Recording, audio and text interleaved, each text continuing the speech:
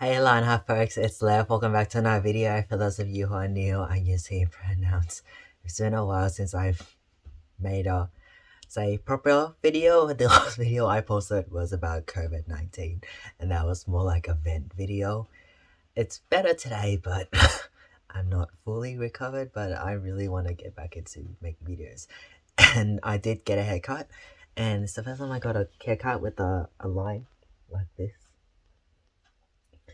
And it's a little bit more expensive, but that's okay. I quite like the line. I think of it as lightning.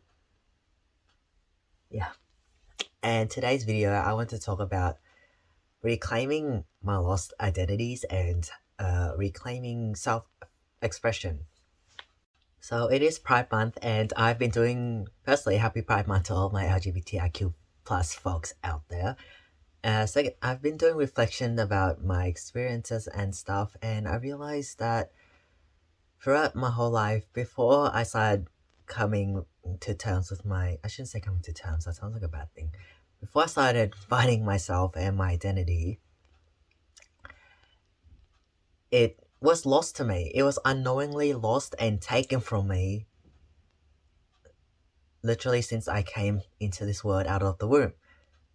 And by that I mean the world is telling me that being anything other than cis and straight is not okay. That is, and the lack of representation and all the barriers and inequity and inequality and even like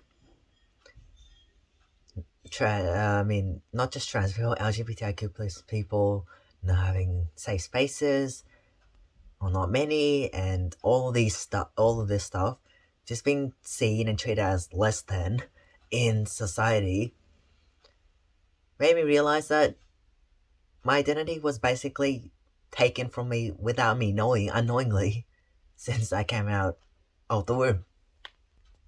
And it's like been locked away, taken away, or another analogy is it's been locked away deep down, suppressed, like locked away, hidden, locked away, with the locked being locked, the key being incinerated, and me first having to find that part of myself and then starting to build my own key to unlock these parts of myself. And how do I start building how have I been building the key? Through building the key, I've been leaning into it more, exploring these feelings of feeling different and starting to reconnect with my core self through going against what is so-called normal and what other people might think of me and stuff like that. I'm not saying that was an easy journey, and it's something I'm still continuing to do. I'm continuing to construct my key and reshape my key because sometimes things change. I feel differently, I learn different things about myself, and it's okay. Even if I build my own key, it doesn't have to be the same thing forever. Like, I can build new keys, I can change my existing key. It's flexible. It's not locked in for life type thing. And that's part of how I've been healing from my LGBTIQ plus trauma, especially trans trauma, is through reconnecting with myself, building my own key, continuing to find and unlock parts of myself that have been hidden away for so long. And it's not just, for me, it's not just finding lost identities and reconnecting with lost identities. It's other things like self-expression, and my lungs are sort of tiring out. That's why I have to pause it and cough and stuff. Yeah, reconnecting with my lost identities and self-expression. One form of that for me is through haircuts, and I remember the first time getting a short haircut, and the day that marked my the beginning of social transition, it was really fulfilling. However, while it was shorter, my hair was shorter than having like really long hair. It was like up to here, but it was still really long compared to this. and this is what I wanted to do initially. And I wasn't so much scared for myself. I was scared about how my family would act, my friends, people in my life, and whether I'd be judged and stuff. Because at that point in time, I had only started social transitioning. I was not on T, and through my voice, it gave it away that I was assigned female at birth, and I might have looked masculine, but people hear me talk and they assume girl because of my high voice. Um, and the thing is, even before I realized I was trans and came out as trans and started living as a guy, I looked at photos of myself and something was always off, and I didn't know what it was until I got my short haircut and realized part of that was the hair. Even before I came out as trans, I wanted, like, unknowingly, like deep down, this locked up part of me wanted to have short hair. Even if, even if I hadn't come out as trans, and even before I came out as trans, just expressing myself by having short hair, I would start seeing myself for who I am more, just through self-expression and not necessarily gender and identity stuff. And part of starting to understand myself more and reconnecting with core parts of me is through experimenting with things. 'Cause I, I don't know everything about what I like and what I don't like. And the thing is, like, it's funny because I've been meaning to do this for a very long time, like get a fake cut with a line. But then there was something holding me back for many, many months before I did this. And I don't know what that was. I think it was, again, not so much from, like, scared of for myself. Like, for me, I'm like, okay, if it doesn't look good and if I don't like it, it's hair. It'll grow back. It's not a permanent thing. It will grow back. Hair will grow back. It was more so fear of judgment from others and being stuck in a narrative of having to do things a certain way. And another part of me was worried about, okay, having to justify things to people.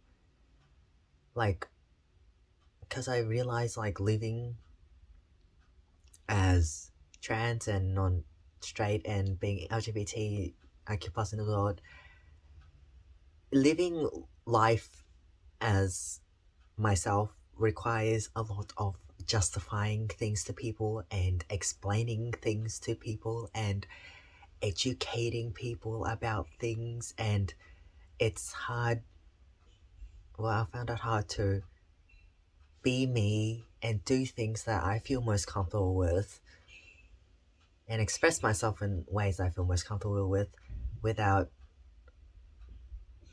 feeling the need to justify things to people. Actually, I have had to justify things to people, and there's also the fear that exists. So there's both. And that being habitual, having to justify things to people all the time, or with people I don't know, fear of having to justify things to people, it's tiring and I get stuck in that narrative.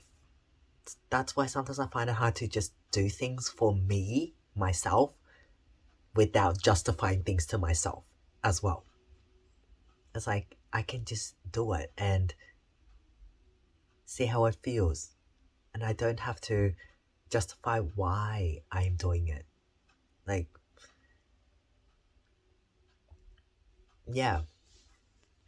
Living life having to justify things and explaining things and having reasons for doing everything gets exhausting. And another part of building my key is to do just that. Experiment, explore with expression, identity, other things that, like, are not related to gender or sexuality that are true to me, that I feel comfortable with, and not having to justify everything. Another powerful thing in reconnecting with myself and building my own key is that I start stripping away the unhelpful and very damaging story, beliefs, ideas that I have about my own identity and how I should live my life as a human being, and just live genuinely, like authentically, without feeling the need to fit into certain boxes or do things a certain way, dress a certain way because of the ideas associated with my gender and whatnot and who I am. It's like I am writing my own story, and the life I'm living is based on my own autonomy and my own what I want to do, free from, I'm not saying I'm fully free from it, but working towards being, continuously working on being more free from the shackles that have held me back for so long, and scrapping the narrative and the story that has been given to me, that I have learned and have been taught, and things that the story that society reinforces every day about how people and I am including people live lives. And that is a huge part of healing from LGBTIQ plus trauma for me, is to reconnecting with myself by doing what I want and exploring things and not having to force myself into boxes. And you know, if there is no language or box or thing that fits me, making my own box, like building my own box. It's okay to build your own box. It's okay to build, it's okay, it's okay for me to build my own box. It's okay for you to build your own box. It's okay for you to take different things and combine them in your own unique way as well. It's okay to explore self-expression. It doesn't mean you have to, the thing is, gender expression or just expressing ourselves in general is very different from gender identity. Like, I'm a man, but if I would decide to wear dresses, wear pink, express myself in a feminine way, it does not mean that I'm not a man, because gender identity and gender expression are two very different things. And something I wish my younger self had confidence to do and was told is that it's okay to express yourself in the way that you feel most comfortable, and it doesn't mean that you are a certain identity. So for example, if younger Lev wanted to get a short haircut because he feels comfortable with it even before he knew about trans identities, then that's okay. And that doesn't mean that he has, it doesn't mean that he's a man for cutting his hair short, or that he has to be trans for getting a short haircut, and all these things that box, how do I explain it? It's like, shouldn't let boxes and stuff dictate self-expression and what he wants to do that's most comfortable to him.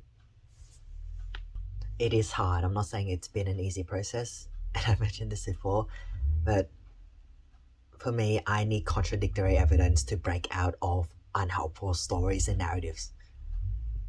Contradictory evidence. And to get contradictory evidence, it's doing things against what I've been told my whole life. Thanks for watching, folks, and I will see you in the next video.